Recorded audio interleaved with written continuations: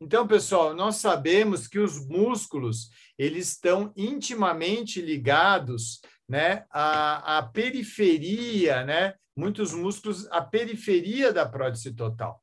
Né? Então, é diferente, né, de uma prótese sobre implantes, é diferente de uma prótese fixa, que você tem um componente muscular, ele não é tão importante no sentido de poder levar tudo a perder. Então, você tem ao redor da prótese músculos, inserções musculares que podem atuar positivamente ou negativamente na área basal e na retenção da prótese total.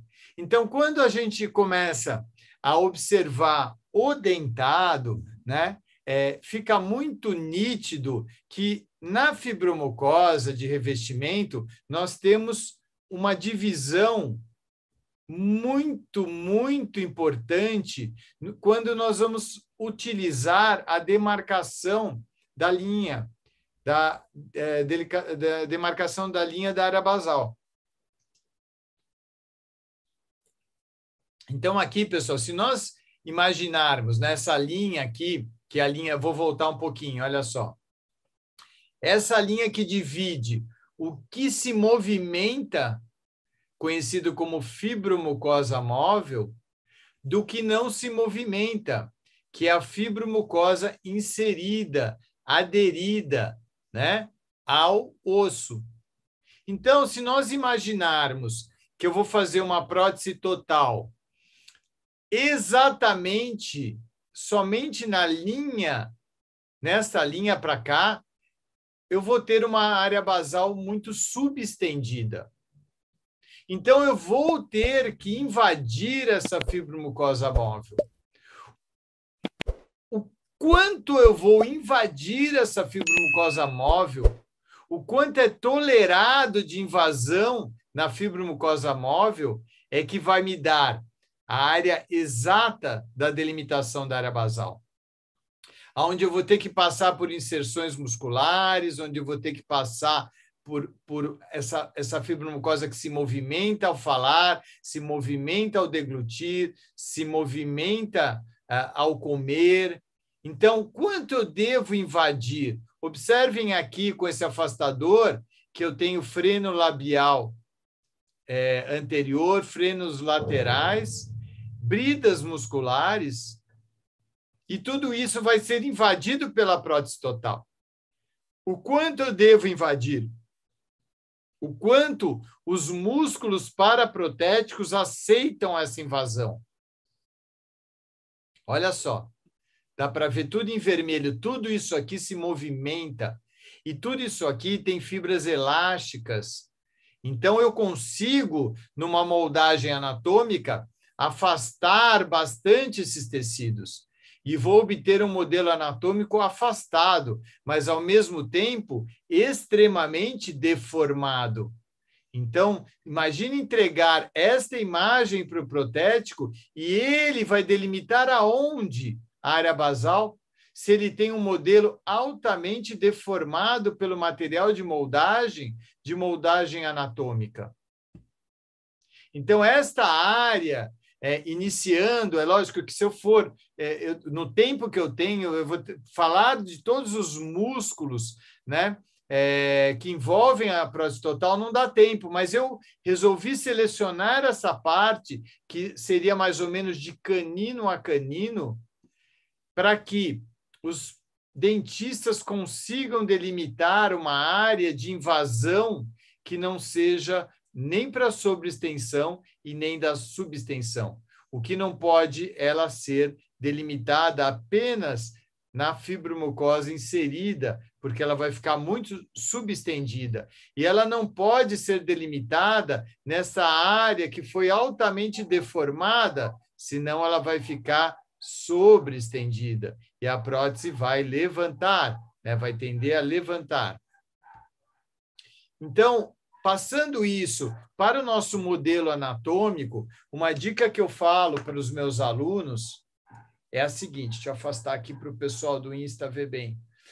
Uma dica que eu falo para os meus alunos é o seguinte: vamos um pouquinho para a técnica convencional, embora eu não faça, mas os princípios são os mesmos. Se você for fazer uma moldeira individual sobre um modelo anatômico e você perceber que a sua moldeira individual ela tem uma aba, ela vem reta e começa a sair para vestibular, você pode ter certeza que ela está sobreestendida.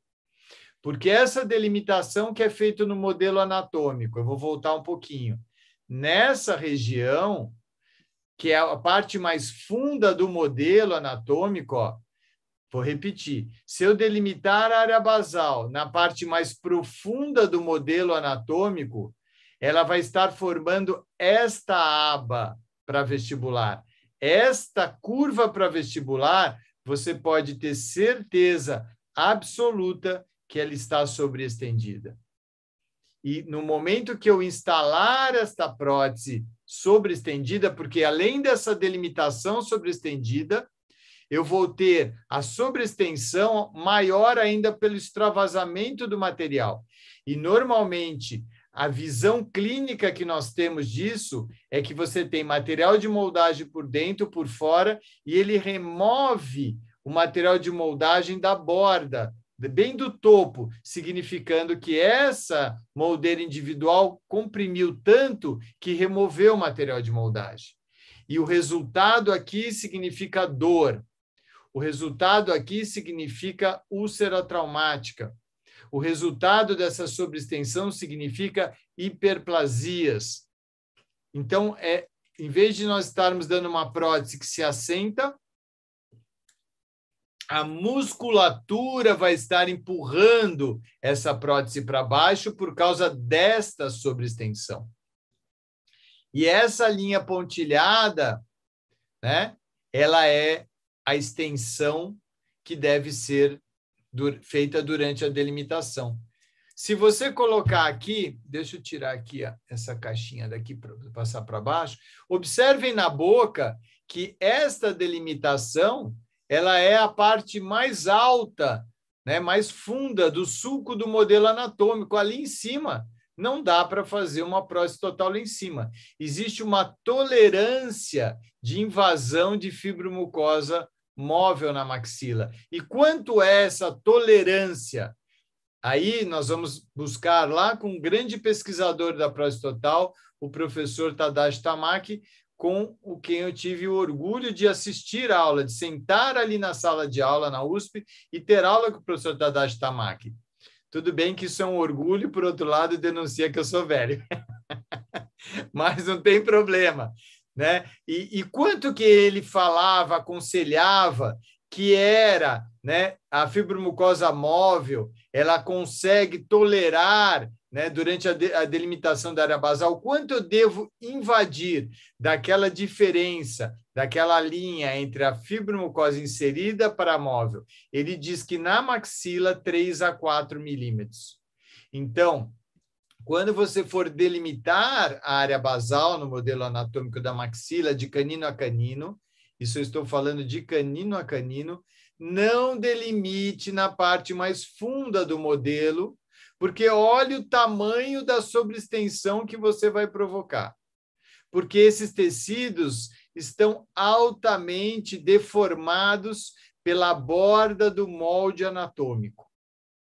Observem, olhando de cima, é mais fácil da gente entender. Observem o que é corriqueiro, a delimitação. Muitos alunos, quando tinha o curso presencial do mestrado em prótese, nós dávamos modelos de anatômicos e pedíamos para os alunos que estavam entrando no curso delimitarem. E era muito comum uma sobreextensão, porque eles delimitavam na parte mais funda do modelo anatômico, consequentemente, uma parte altamente deformada pela borda do molde anatômico. E agora uma delimitação em azul correta, mais próxima do modelo, e eu indico os alunos a delimitarem com lápis cópia deitado, na horizontal, para que ele não caia no erro de delimitar na parte já deformada. Agora, eu quero que vocês imaginem uma moldeira individual terminando em azul, ela termina reta no fórnix, e uma moldeira individual terminando no vermelho. Ela vai ter uma aba, né? Uma vestibularização da moldeira. Isso significa 100% sobre extensão.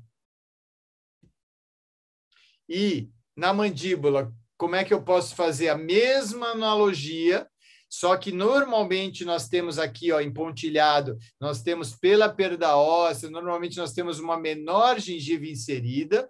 Então, nesse caso aqui, eu tenho essa região pontilhada, gengiva inserida.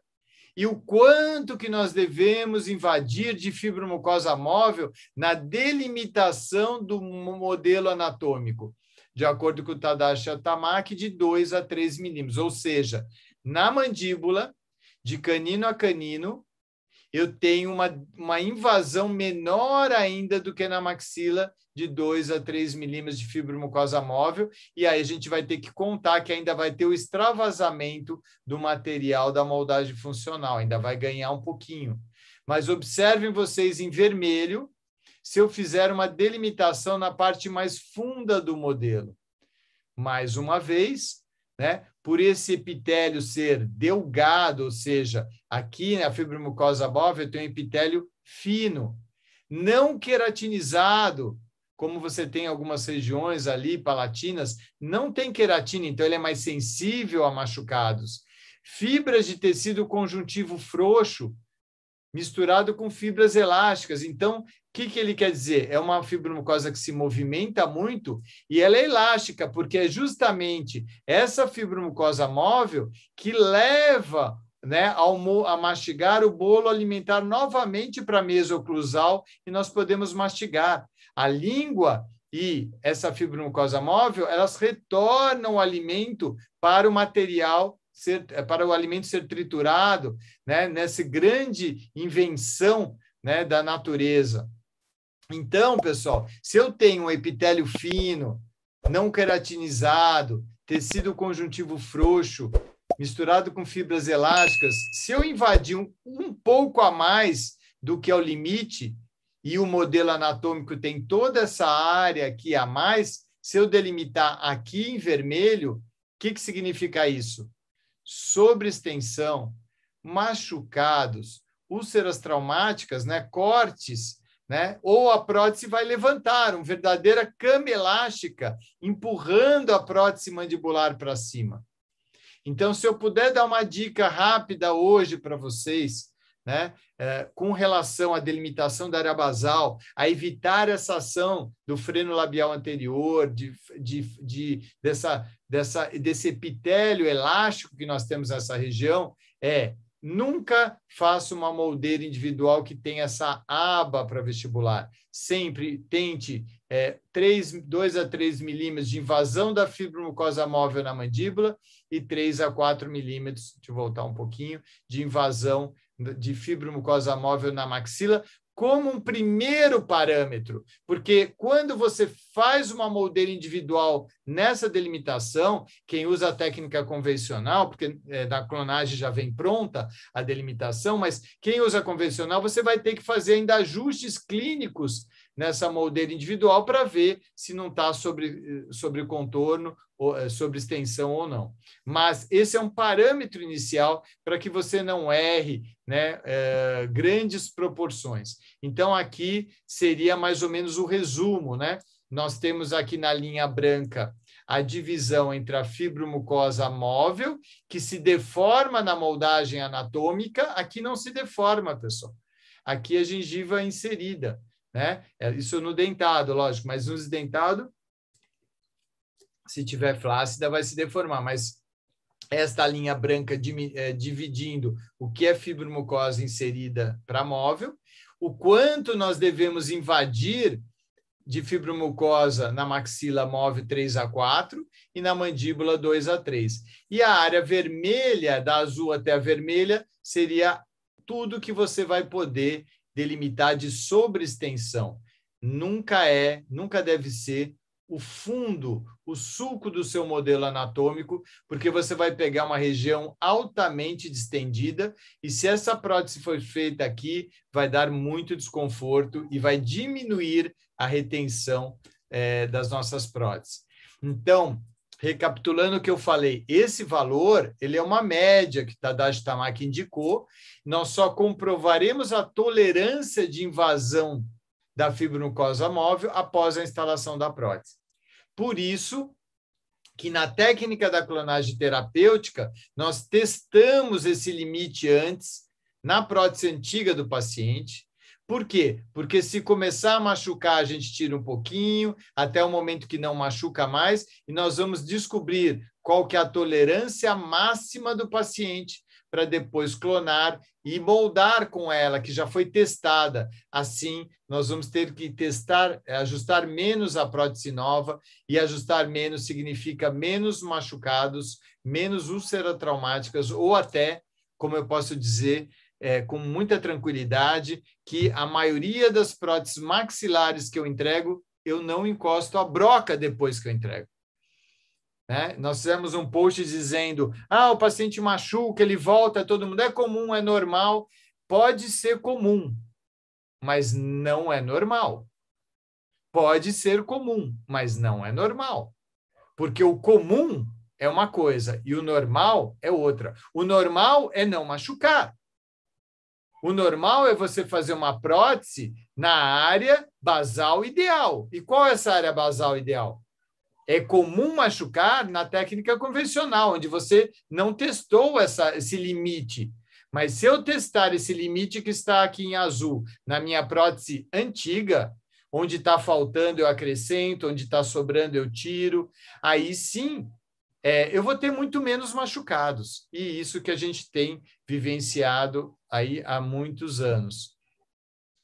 Eu gosto muito dessa foto, desse livro do Nakagomi Mukai, são autores japoneses, de 2012.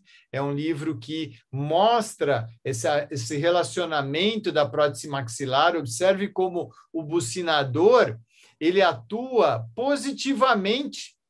Então, quando ele contrai, se você não tiver sobreextensão, ele ajuda, olha só a forma dele, ó, daqui até aqui, ó.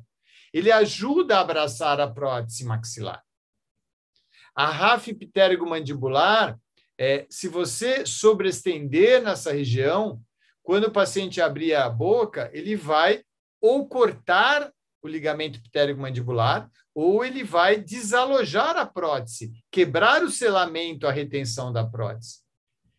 O músculo orbicular precisa estar bem apoiado. Excesso, às vezes a gente quer dar excesso de suporte labial e ele pode funcionar negativamente, empurrando essa prótese, desalojando essa prótese. Pouco suporte do músculo orbicular vai ter um colapso da estética labial. Então, vejam como os músculos eles estão em íntimo contato. Quanto mais você conseguir fazer uma moldagem funcional da borda, dentro dos limites de tolerância máxima, maior será a retenção, maior será a estabilidade dessa prótese. Agora, é lógico, o inferior, nós poderíamos fazer uma aula só da língua, Eu falo que a língua ela tem vontade própria, ninguém manda na língua. Você falar, põe a língua para a esquerda, ela fica doida, ela entra em colapso, ela fica se mexendo. Então, por quê? Ela tem muitas inserções, é muito importante os protéticos entenderem que essa escultura lingual tem que ser côncava da prótese, para que a língua atue positivamente na retenção dessa prótese. Existem muitas montagens de próteses que eu pego no consultório, que chega até meu consultório, aonde, no intuito de transformar um classe 2 em classe 1, os dentes anteriores são vestibularizados para tentar um toque que não deve existir, que pode levar a uma grande reabsorção da pré-maxila. Em vez desses dentes caírem no centro do rebordo, eles ficam vestibularizados. E quando eles ficam vestibularizados, eles aumentam a posição da língua fica mais para frente e o pior, o orbicular dos lábios aqui não tem o seu encaixe, porque o orbicular dos lábios, se vocês olharem dentado, essa região é côncava aqui.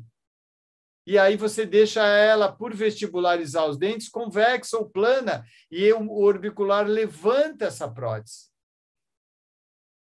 Então, os músculos, a escultura externa de uma prótese total, ela é muito importante para que a resultante de forças musculares se dê para baixo de uma prótese mandibular, não para cima, não desalojando a prótese, mas assentando essa prótese. E aí, aqui nós temos um caso da clonagem terapêutica. Imagine vocês, o paciente chegou nesta situação e o paciente falou o seguinte: nem com adesivo ele consegue usar essa prótese. E o adesivo ele é indicado para próteses bem feitas, não para próteses mal feitas. Por isso é que existe tanta reabsorção óssea, porque eles querem compensar com o adesivo uma prótese mal feita. Então, como é que foi planejado? Eu fiz o modelo anatômico, eu delimitei a área basal e observem, e adaptei essa prótese a esse modelo anatômico. Observem a quantidade de subextensão dessa prótese. E se você imaginar agora a língua aqui dentro, imagine o que ela faz. Ela se movimenta, ela saca essa prótese do lugar. E aí, quem não assistiu a aula de reembasamento, a live, assista a live de reembasamento, porque dá para entender bem nessa imagem. Eu achava que reembasar prótese, quando eu, nos primeiros anos de formado, que era como me ensinaram. Eu pegava o material reembasador, colocava aqui dentro e reembasava. Imagine vocês eu reembasando essa prótese nesta boca, o que vai acontecer de imagem final? Eu vou ganhar o quê? 1 milímetro aqui, ó, de reembasamento. Eu vou estar reembasando a subextensão. Então, para reembasar, você precisa antes recuperar a área basal. Então, numa técnica direta, nós colocamos resina quimicamente ativada a 1 milímetro aquém da delimitação. Por quê? Porque agora essa prótese vai na boca e eu vou reembasar. E eu só preciso desse extravasamento pequenininho. E aí, essa prótese vai para a boca e o paciente vai usar, vai testar. Se machucar aqui o freno lingual, eu vou abrir mais um pouquinho. Se machucar um pouquinho aqui, eu vou abrir um pouquinho. Não machucou mais, eu vou clonar, porque eu vou testar essa área. Agora, imagine vocês a língua aqui, essa concavidade aqui que eu acabei fazendo, tá vendo? Ó, em relação à antiga. Então, eu criei um pequeno espaço para que essa concavidade seja preenchida pela língua, mas eu dei a oportunidade com essa correção da área basal que, ao deglutir, essa prótese tenha resultante das forças musculares para baixo e não para cima. E se você quiser imaginar, imagine você com essa prótese nessa boca falando, deglutindo. E imagine você com essa prótese nessa boca falando e deglutindo. E eu fiquei muito feliz lendo esse livro fantástico do Zarbi e Bollender, de 2006.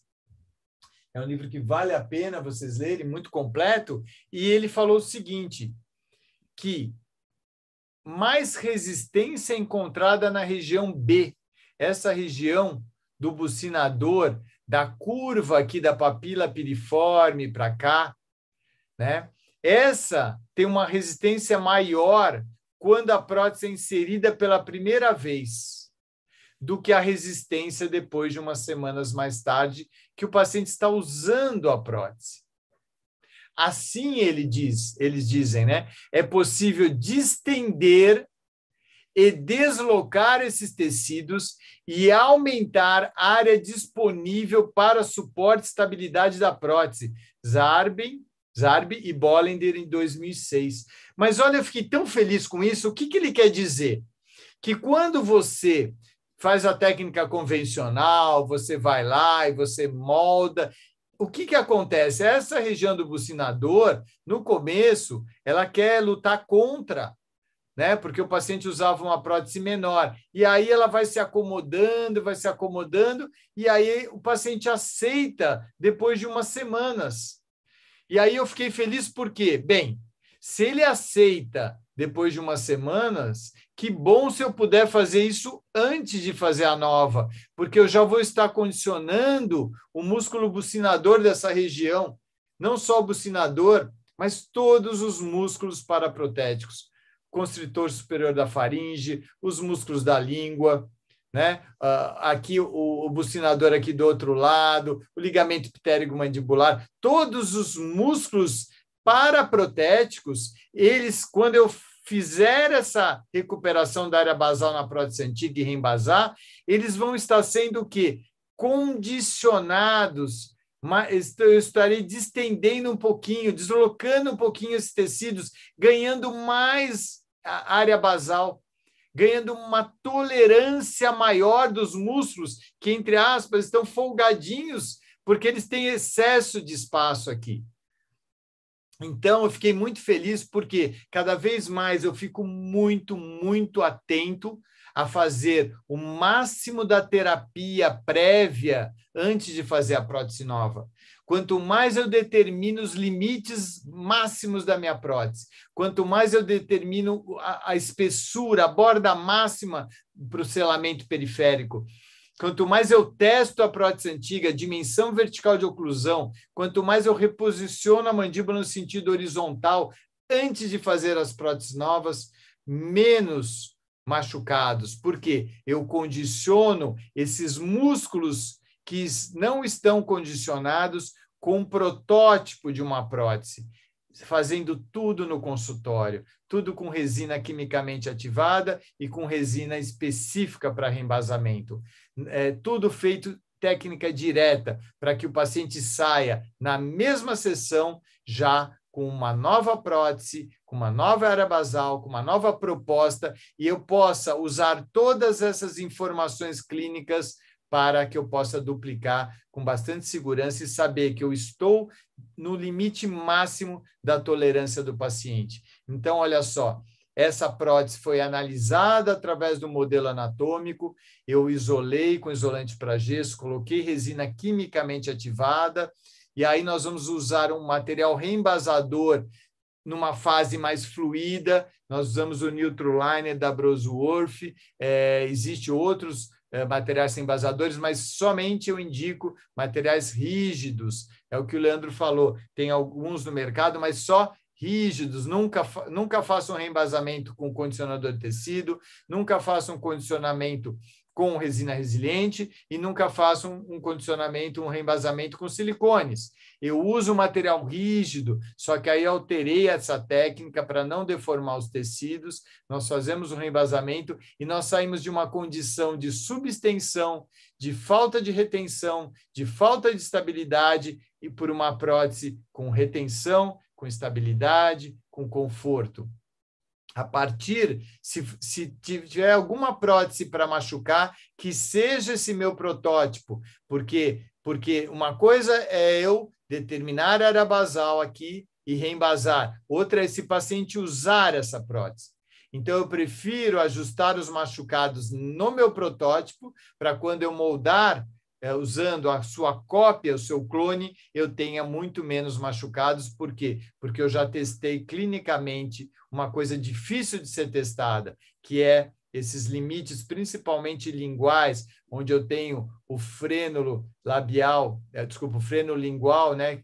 Que é a inserção do gênio grosso aqui, que para alguns ele é mais alto, para outros é mais baixo. Né? Eu tenho a inserção do músculo milioideu aqui, que para alguns toleram mais, outros toleram menos. Então, o primeiro passo é delimitar na região correta. E o segundo passo é experimentar clinicamente. Eu acredito esse ser o melhor caminho para que a gente possa acertar. Então, no momento que a gente testa clinicamente, né, os frenos, aberturas máximas de frenos, desculpa, aberturas mínimas de frenos e bridas. O quanto é o mínimo que eu vou abrir? Porque se eu abrir mais do que precisa, entra ar, quebra o selamento periférico. Se eu abrir menos, vai ter machucado ou vai levantar essa prótese. Então, eu vou testar o recorte mínimo de frenos e bridas. Eu vou testar a área basal máxima tolerável, que o paciente não tem dor, não tem desconforto, e no caso superior, não tem náusea. Quando eu faço o meu reembasamento seletivo, e muitas vezes a gente usa de perfurações ou desgastes internos, eu quero condicionar esses músculos, né? Não deformando as áreas flácidas e empurrando, aí um termo bem chulo, mas empurrando, né? Esses músculos para as suas posições fisiológicas máximas toleráveis, que é o que o Bolender falou, né? Que eu possa também trabalhar essa musculatura e ver o quanto que ela aguenta. Eu vou testar. E o que ela não aguentar, eu tiro. O que ela aguentar, eu ganho. E a gente ganhando área, a gente ganha todos os fenômenos físicos, né? Que a gente tem comentado aí.